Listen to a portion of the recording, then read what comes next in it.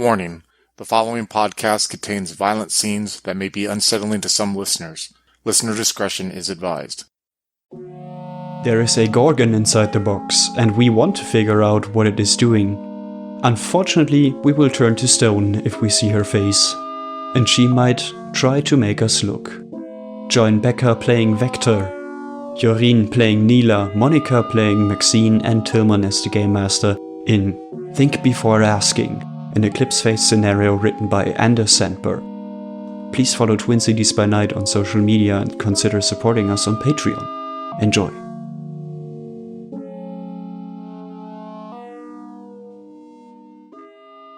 So last time when we left off, you finished up talking to Theodora, the girl in the server room of Nicotine Eldridge, and you asked her about what she knew about the Landau, and more importantly, the antimatter warhead, or the cargo. You didn't drop the name antimatter warhead, I think. It appears that Theodora fully believed the cover story that the so-called Titanian Christian Engineers Union brought up to her, that they were just carrying power plant parts to a place called Fornjot. Fornjot, you would know this, is one of the smaller moons of Saturn. I would say we start off with you back on the spider bus, happy to leave Nicotine Eldridge, the nightmare habitat behind, on your way back to Swanskin Domino, the jungle habitat that you came from. What is going on in your heads and between you?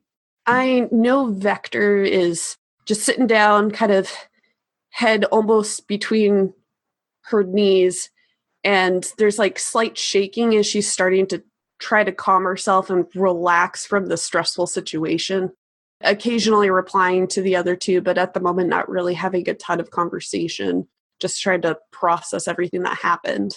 And I think Nila will sort of do the same. Seeing all those dolls was very traumatic.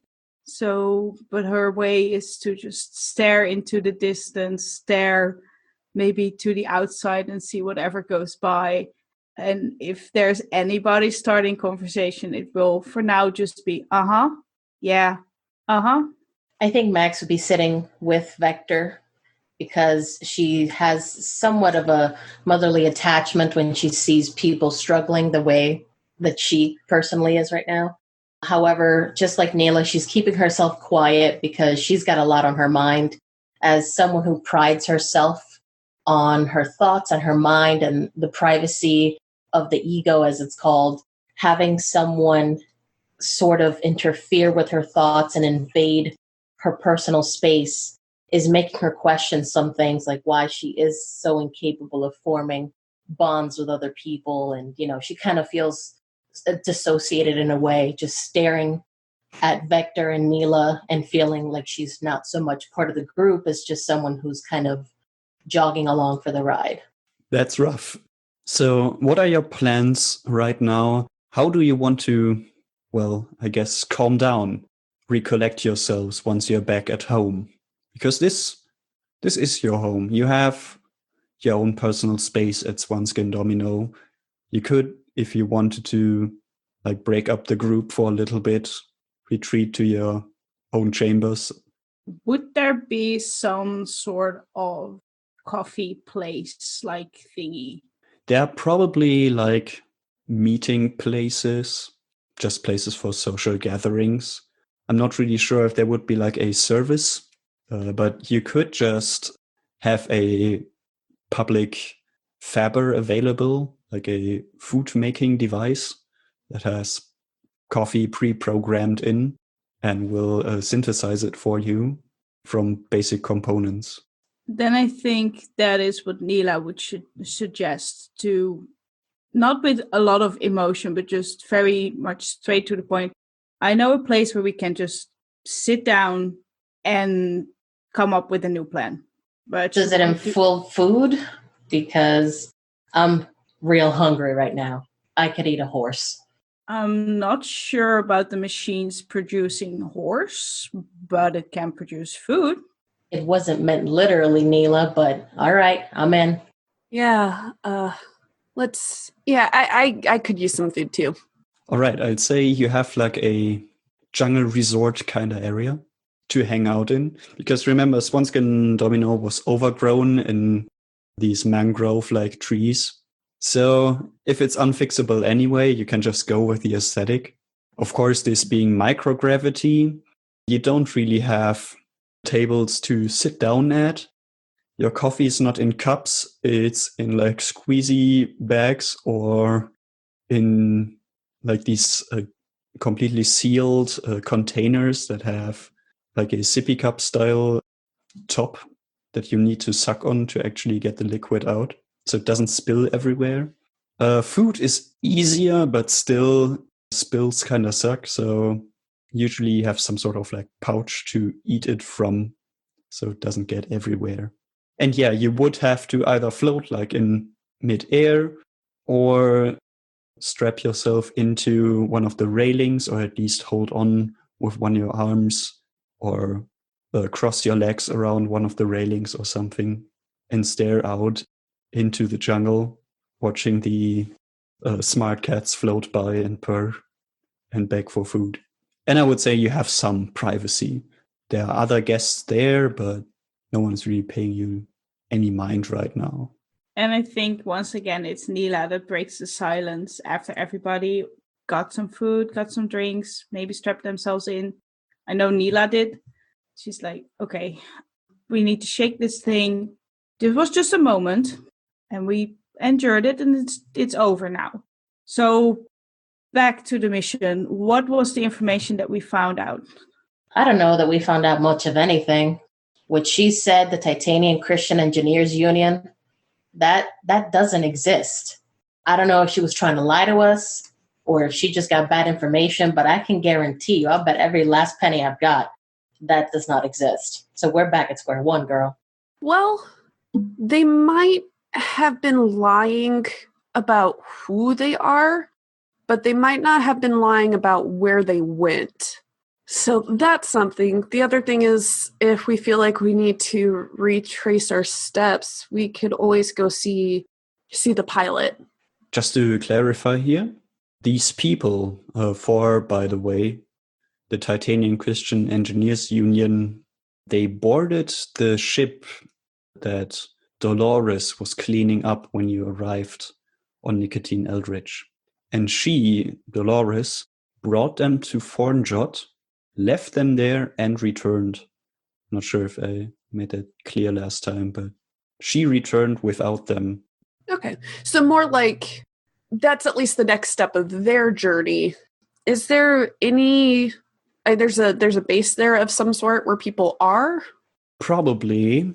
I'm trying to think of a skill roll for you to just find out something.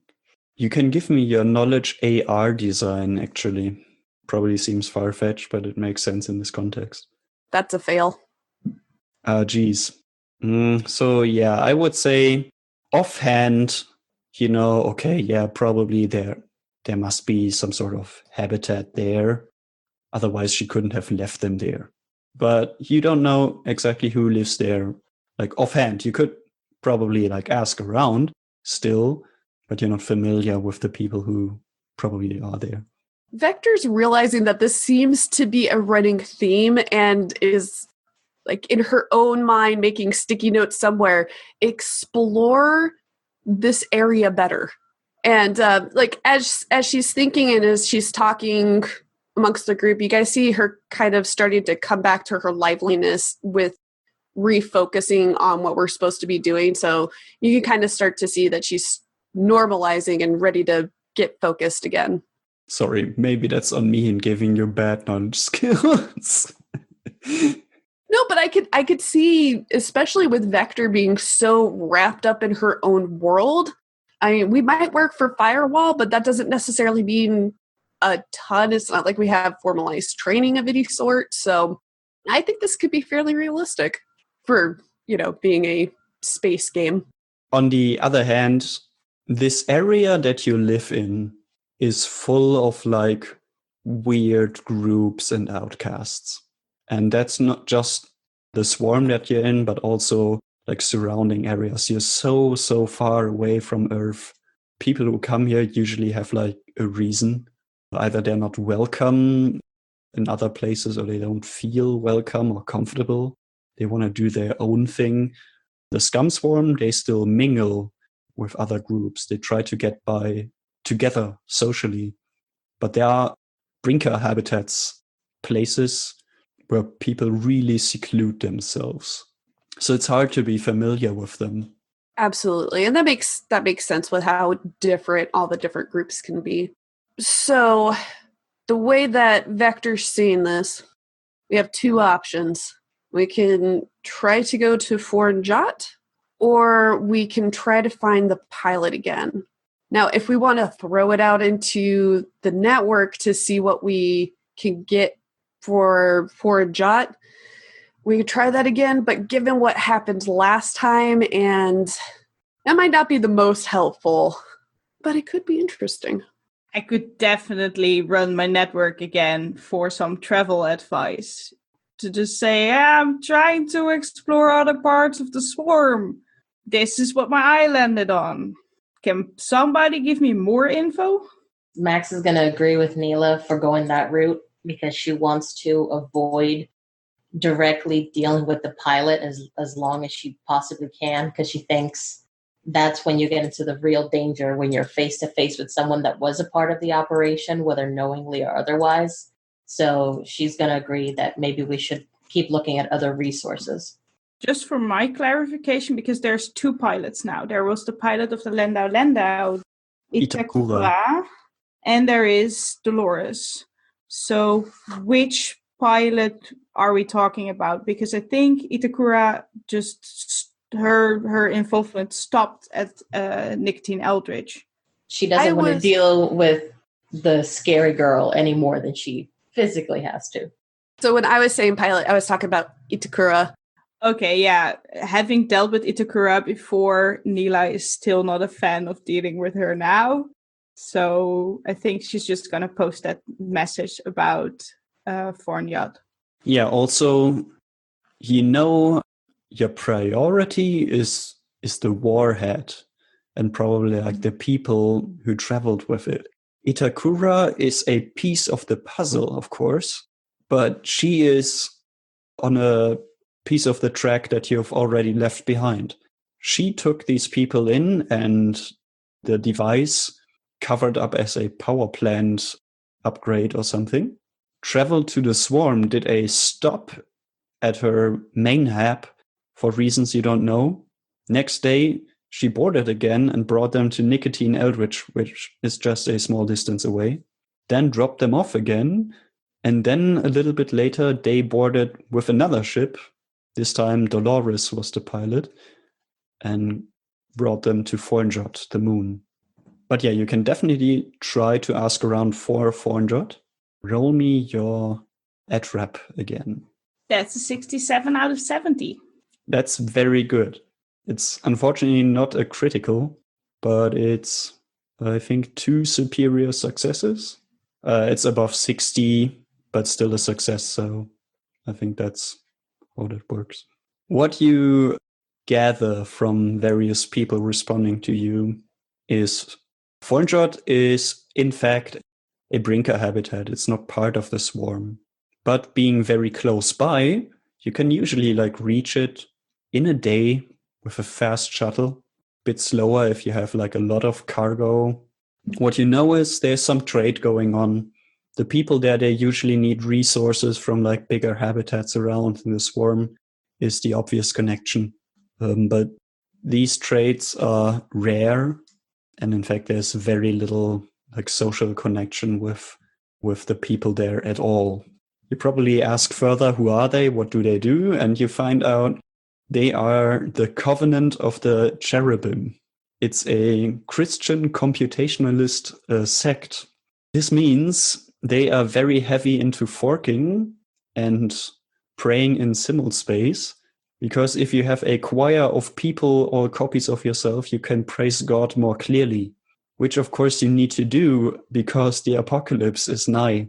The Titans were just the first sign of the apocalypse. Now you have to make do with the little time that you have left to confess all your sins and hope that God forgives your soul and you will be brought into heaven. They do sell like religious experience playback and augmented reality software to help you with your prayers or something, guide you along your journey till the end of times. That's why I wanted a Vector to give me a roll on her AR design, whether she was familiar with that. They do make a little bit of money selling that to other Christian weirdos. Not really in the scum swarm, though, but wherever they are in the solar system. I'm not really high on Christianity, but it's starting to feel like they are just moving this warhead all over the place just to create a jumble of routes that it's going to take, never ever truly showing where it's gonna go. I basically feel like we are following a kid through a neighborhood. Almost like they don't even know where they're going to end up. There has to be a pattern somewhere, and we're just missing it, because they wouldn't just randomly fly something this big all over the solar system if they didn't have a purpose behind it. Well, randomly flying stuff all over the place does make it very hard to follow you. So maybe they would, maybe they wouldn't. I don't know yet, but trying to find a pattern in what we now know would be nice. Is there a certain line, like a certain direction or something through the swarm that the warhead has now taken? Looking over your knowledge skills again, make me a suggestion maybe what you would use to like find out the motives behind this. But what you're seeing is correct. The warhead showed up at one point, but it was covered up. Someone was bribed, probably. That was the suspicion that Maestro had. Then it was declared power plant parts and moved from spot to spot, like at least 3 different places. It came into the swarm at Rinlock Watt, left again to a different place in the swarm, Nicotine Eldridge, changed ships for some reason, and then went to Fornjot and was left there, and Dolores came back with an empty ship. And the place it ended up at is probably the most like remote yet from your perspective. Nicotine Eldridge is pretty weird, but it's around, it's connected to the swarm that you're in. Fornjot, yeah, you don't really have any contact. You would need to find a ship yourself if you wanted to go there. Okay, I have a suggestion. Could it be that in her time on Mars, Nila was part of some sort of transport operation that it actually had to go from point A to point B, but they went throughout the whole alphabet to get to point B, just to confuse anybody who was on their tail. And could she then use her military science knowledge to try and find point B for this thing? Yes, you can use that. I'm gonna check real quick if I can use pools for this to just boost it so that I cannot fail this roll. You could, in fact, give yourself a plus 20. I think I'm just gonna give myself a plus 20 to this roll and then automatically succeed unless I roll really, really badly. Yeah, let's see if you critically succeed, though. Well, you don't critically succeed, but you have a superior success nonetheless. With that knowledge, can I map out or make a prediction where they would go from Fornjot? Because it is technically not part of the swarm anymore. My brain would go, okay, and then they leave. But maybe that's not the logical thing to happen next. Yeah, that is something you would actually find out with your tactical knowledge. You're not sure whether they would leave. Fornjot is so remote in the Saturn system. There's basically nowhere else you can go. It's believed that Fornjot, the moon, was caught by Saturn. It's not I don't know what you would call it. It's not a naturally formed moon that broke off when Saturn was formed. But instead, a piece of rock got really close to Saturn's gravity well and then was caught. It has a retrograde orbit. It rotates in the wrong direction, if you want to call it that. And eventually it will probably smash into something else. But I mean, it's so long in the future, you could basically call it forever. But yeah, it's very remote. Probably like the outermost place you can easily reach by shuttle, starting from anywhere else in the Saturn area. So they probably didn't leave. You're not aware of any large space shuttle interconnect station on Fornjot. That definitely didn't come up. The thing, to your knowledge, might actually be there. Okay, so if I have learned anything in my time on Mars, which I'm not going to tell you much more about than I was there, the warhead likely still in Fornjot. So if we want to do anything and we want to be sure, the only way is to just go there and find it ourselves, I think. That sounds pretty dangerous, but I think you're onto something. You seem very confident about it, and I trust you. And I think showing up and seeing if we can join their weird hoodoo voodoo cult may get us somewhere information-wise. So now we just have to get a ship. For covert options, I think your best bet is asking Firewall. Because asking for a ship in the scum swarm is probably like one of those things that draws attention. But having someone come in maybe to pick you up, that could be a good way to go about things. We had to communicate back to Maestro anyway on what we found, so this might be a good moment to catch him up to speak. Yeah, you can do that too. You can join him in Pokemondrian. And so that's something that as we're strapped into the place that we're eating, we can go there in our minds, right? Yeah, probably. Okay.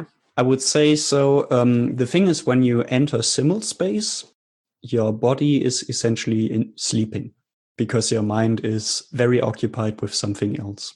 But I would say this is so common that most like social places have areas where, as I said, you can strap yourself in and just join a simul space, play a game, relax. It's a common thing in this society, so it wouldn't really draw anything from the rest. Yeah, you don't really have control over what the cats do while you're there. They might nip on your coffee. I think Nila would suggest just going to her own docking station. She still has that assault rifle with her, and having an assault rifle without her looking at it in real space would be super irresponsible and dangerous. So at least she will want to go home for doing this. That seems reasonable, yes.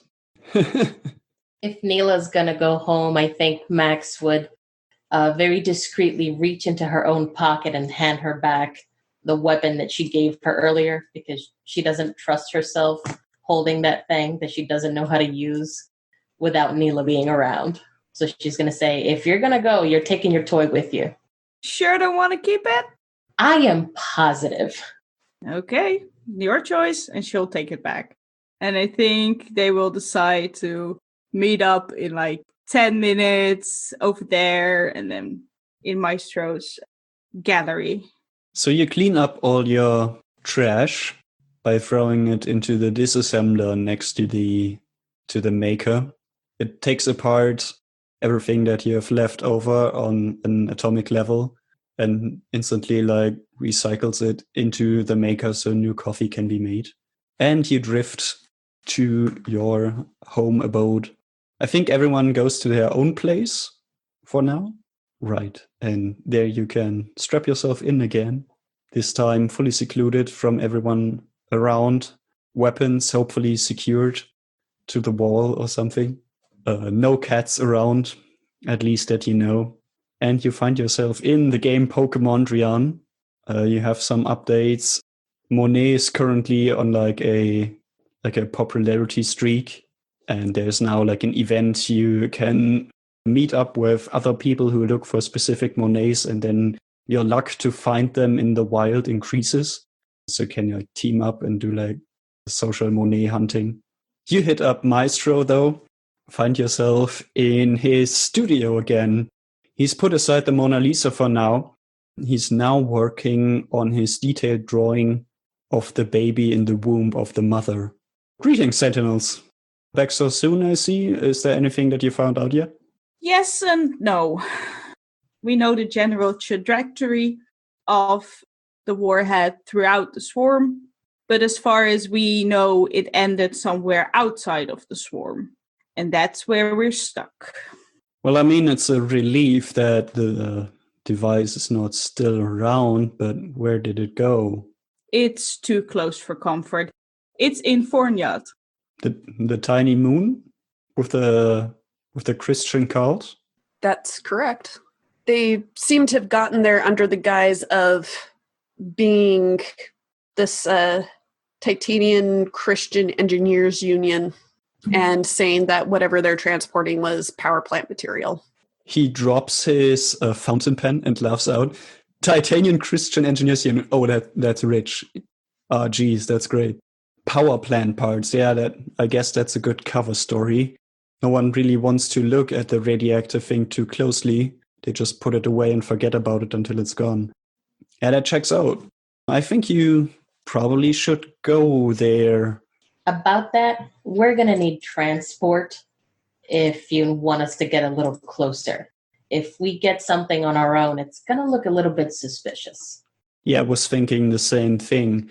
We have a specialized asset for infiltration, but it's a little bit moody at times. Moody? Yeah, Firewall sometimes is like a safe haven for weird artificial intelligence that isn't very accepted in the inner system anymore, or even has trouble like in the outer system. I mean, SHIP is a really great asset and a very reliable sentinel in the field. And I think it's perfect for what you need, but still, I just want to warn you, don't take this personal. SHIP might be a little bit socially awkward. It doesn't really hang around people. And yes, it calls itself SHIP. We couldn't get it to stop. And we kind of stopped trying. I imagine that as soon as the maestro said awkward, it was just kind of that, do you know who you're talking to look on everybody's face?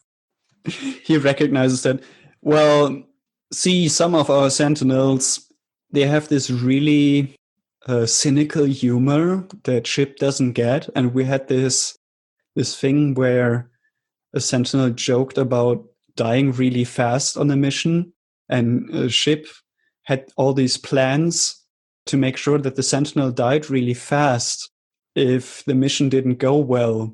So thankfully nothing happened, but that was, yeah.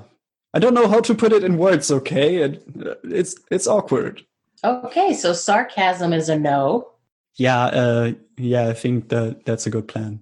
You can talk bureaucratic to it and be very direct with your language and your needs, and you should be fine. With that warning, Max is kind of going to look at the painting. She's a little thrown off by the subject matter of the painting, and she kind of is getting antsy to be in the room. So she's going to say, okay, so we have an awkward ship, an awkward posse.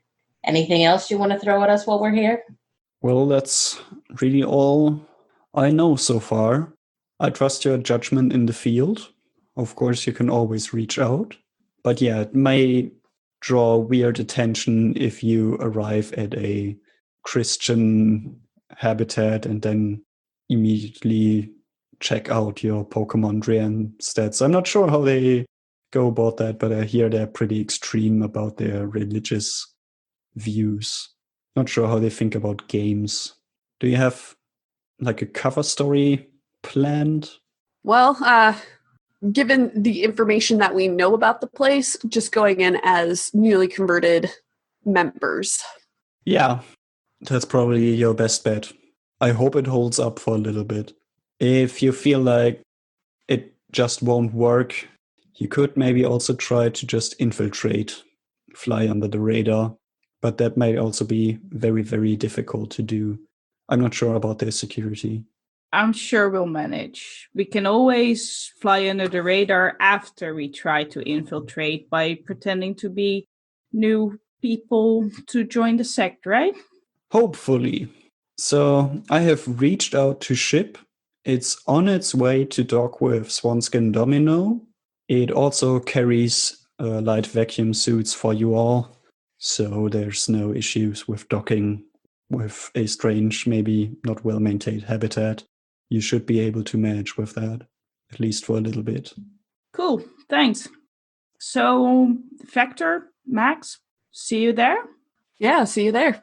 On my way, Max is going to take one last look at the maestro and look at the painting and say, since the theme lately is Monet, you may just want to put the fetus down and try some water lilies. I'm sorry, I've specialized on Da Vinci. And this may be one of his best works, and I don't get why it's so unknown. I bet you wouldn't. You have a good day, sir. He gives you like a snicker and turns back to his painting or picking up his fountain pen that he dropped earlier.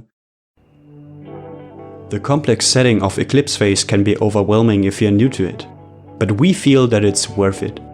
Check out our podcasts for the games Better on the Inside, Grinder, and Body Count if you're an aspiring EP game master.